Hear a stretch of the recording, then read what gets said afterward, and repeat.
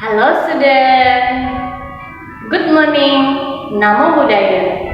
Jumpa kembali dengan Teacher Yohana di video pembelajaran tematik kelas 5. Apa kabar Anda semua? Teacher berharap kalian semua dalam keadaan sehat, semangat, dan selalu ceria. Teacher juga ingatkan, jangan lupa untuk menjaga kesehatan dan mengikuti protokol kesehatan dengan baik. Pada kesempatan kali ini, teacher akan mengajar tema 4, subtema 1, dan pembelajaran yang pertama. Nah, pada tema ini, Ananda akan mempelajari tentang sehat itu penting. Dan pada subtema ini, kalian juga akan mempelajari tentang peredaran darahku sehat. Pada kesempatan kali ini, tujuan pembelajaran yang akan Anda capai yaitu pertama, siswa dapat menjelaskan organ peredaran darah dan fungsinya pada manusia secara rinci. Kedua, siswa dapat menyebutkan bagian-bagian dan ciri-ciri pantun dengan tepat. Nah, untuk mencapai tujuan pembelajaran yang telah teacher sampaikan, materi pertama yang akan Anda pelajari adalah tentang proses peredaran darah manusia. Simaklah pantun berikut ini. Udara dingin di pagi hari, minum teh nikmat dirasa. Hendaklah kita menjaga diri, kesehatan sangatlah berharga.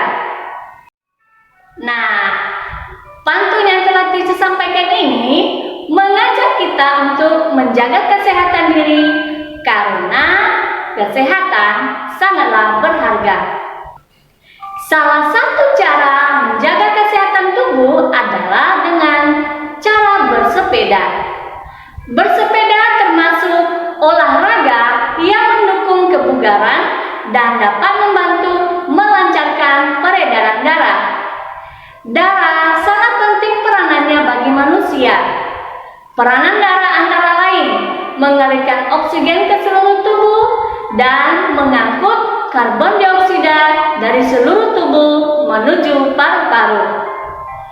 Dalam tubuh manusia, darah mengalir melalui organ-organ peredaran darah. Apa saja organ peredaran darah manusia? Apa fungsi dari organ peredaran darah manusia? Nah, untuk bisa menjawab pertanyaan-pertanyaan tersebut, maka pada subtema ini Ananda akan mempelajari bagaimana sistem peredaran darah manusia dan organ peredaran darah manusia. Nah, untuk lebih memahami materi tersebut, amatilah gambar di samping. Gambar di samping merupakan gambar sistem peredaran darah manusia. Sistem peredaran darah adalah sistem yang mengedarkan darah dari jantung hingga ke seluruh tubuh dan kembali lagi ke jantung. Sistem peredaran darah terdiri atas dua jenis, yaitu pertama, sistem peredaran darah terbuka, yaitu sistem peredaran darah yang tidak selalu melewati pembuluh darah. Dan yang kedua, sistem peredaran darah tertutup, yaitu sistem peredaran darah yang harus melewati pembuluh darah. Berdasarkan dua jenis sistem peredaran darah tersebut, sistem peredaran darah manusia termasuk dalam sistem peredaran darah tertutup. Sistem peredaran darah dalam tubuh manusia ada dua macam, yaitu sistem peredaran darah besar dan sistem peredaran darah kecil. Untuk memahami bagaimana sistem peredaran darah besar dan peredaran darah kecil dalam tubuh kita, Simaklah penjelasan teacher berikut ini. Sistem peredaran darah manusia. Dari gambar di samping merupakan gambar peredaran darah manusia. Nah, sistem peredaran darah dalam tubuh ada dua, yaitu peredaran darah kecil dan peredaran darah besar. Sistem peredaran darah kecil yaitu darah mengalir dari bilik kanan menuju paru-paru melalui arteri pulmonalis. Dalam paru-paru terjadi pertukaran darah yang banyak mengandung karbon dioksida dengan darah yang banyak mengandung oksigen. Nanti darah yang banyak mengandung oksigen ini akan kembali ke jantung melalui vena pulmonalis. Nah, dari gambar berikut ini kita bisa mengetahui bahwa sistem peredaran darah kecil manusia ini adalah pertama, darah yang kaya karbon dioksida akan dipompa dari bilik kanan menuju arteri pulmonalis. Nah, dari arteri pulmonalis ini akan dibawa ke paru-paru. Nah, di paru-paru ini terjadi pergantian karbon dioksida dengan oksigen. Kemudian nanti yang kaya oksigen akan dibawa ke vena pulmonalis. Dari vena pulmonalis akan dibawa ke serambi kiri. Nah, setelah itu dilanjutkan dengan sistem peredaran darah besar. Sistem peredaran darah besar yaitu darah yang banyak mengandung oksigen mengalir dari bilik kiri jantung ke seluruh tubuh kecuali paru-paru melalui arteri besar. Nah, selanjutnya nanti terjadi pertukaran darah yang banyak mengandung oksigen dengan darah yang banyak mengandung karbon dioksida di seluruh tubuh. Darah yang banyak mengandung karbon dioksida kembali ke jantung melalui vena ke serambi kanan. Nah, untuk lebih jelasnya, perhatikan alur dari peredaran darah besar ini. Nah, sistem peredaran darah besar manusia yaitu pertama, darah yang mengandung banyak oksigen dari bilik kiri akan dibawa ke aorta. Dari aorta akan dibawa ke seluruh tubuh. Nah, dari seluruh tubuh ini akan terjadi pergantian darah yang mengandung karbon dioksida dengan oksigen. Nah, karbon dioksida akan dibawa ke vena. Lalu darah ini akan dibawa ke serambi kanan. Nah, begitu seterusnya. Nah, sistem peredaran darah manusia dapat bekerja karena terdiri atas beberapa organ peredaran darah manusia. Organ peredaran darah manusia terbagi atas 3 macam, yaitu pertama, jantung, kedua, pembuluh darah, dan yang ketiga adalah darah. Untuk dapat memahami tentang organ peredaran darah manusia yang telah teacher sebutkan tadi, simaklah penjelasan teacher berikut ini.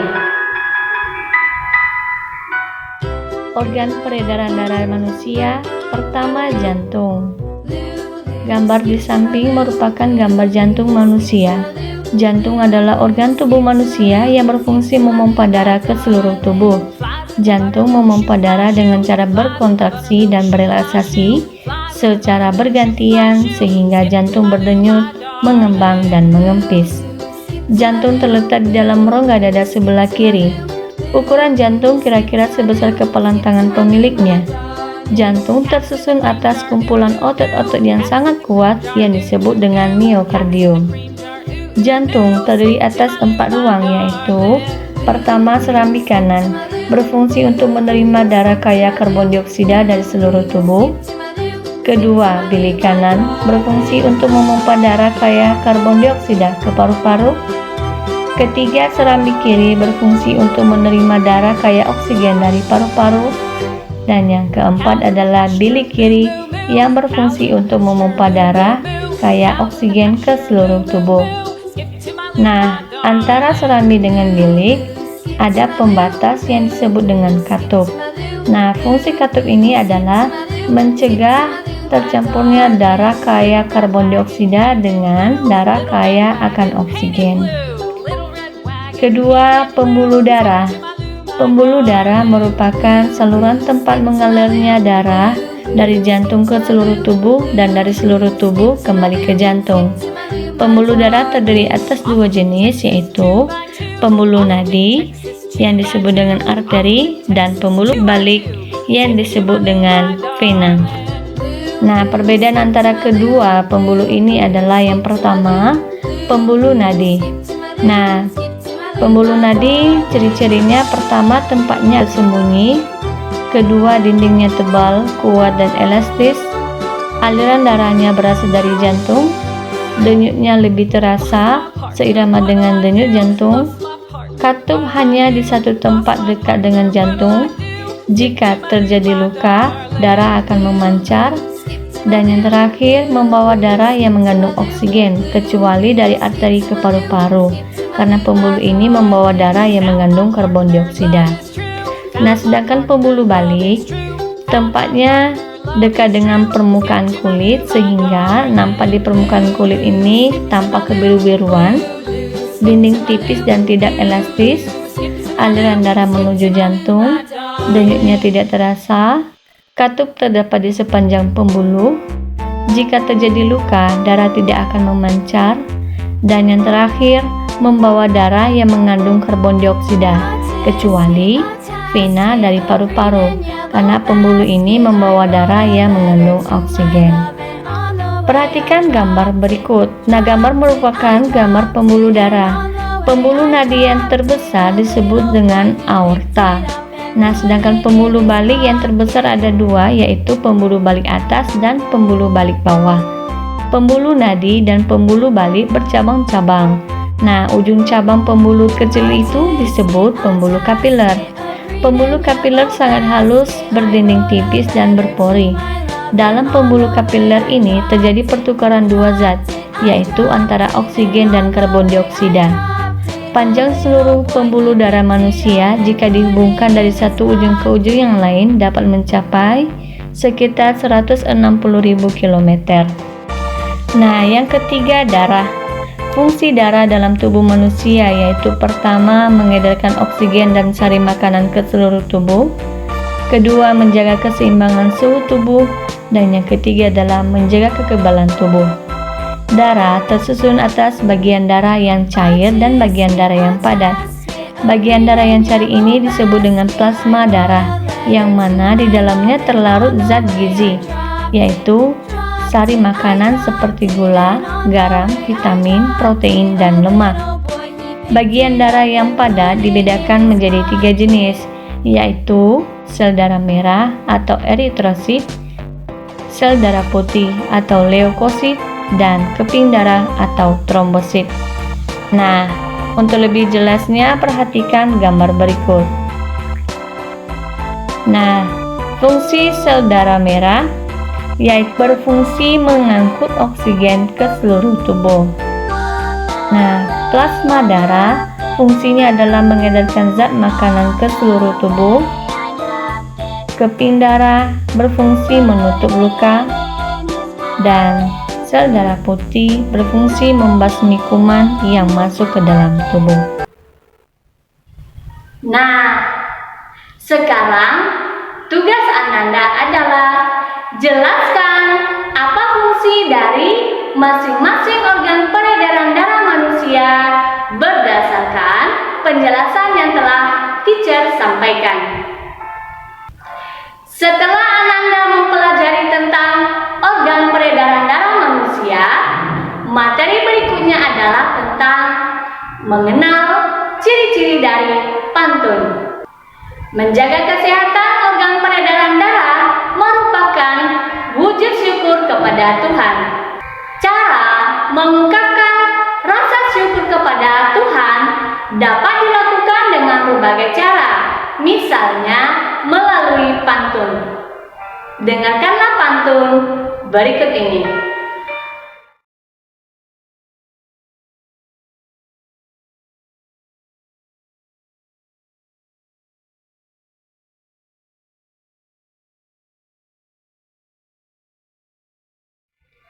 Nah, yang telah kalian dengar tadi merupakan sebuah contoh pantun.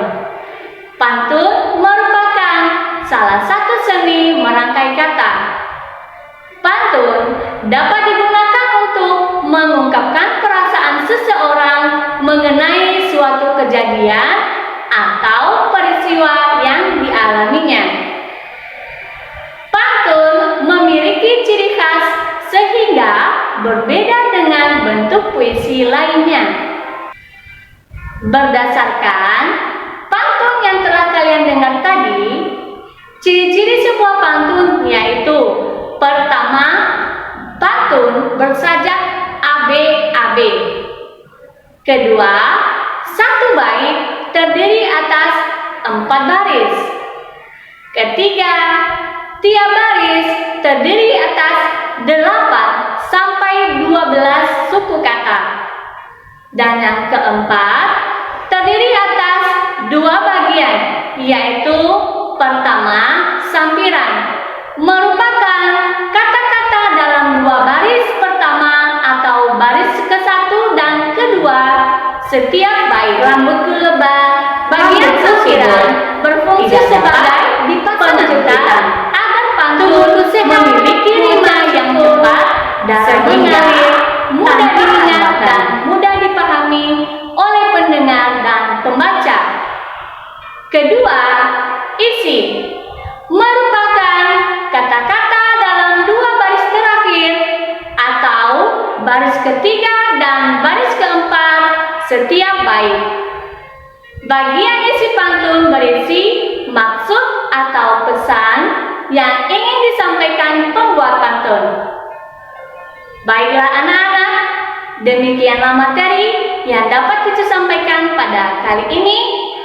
Teacher berharap Ananda semua mampu memahami materi yang telah Teacher jelaskan dan bermanfaat bagi kalian. Nantikan pembelajaran berikutnya.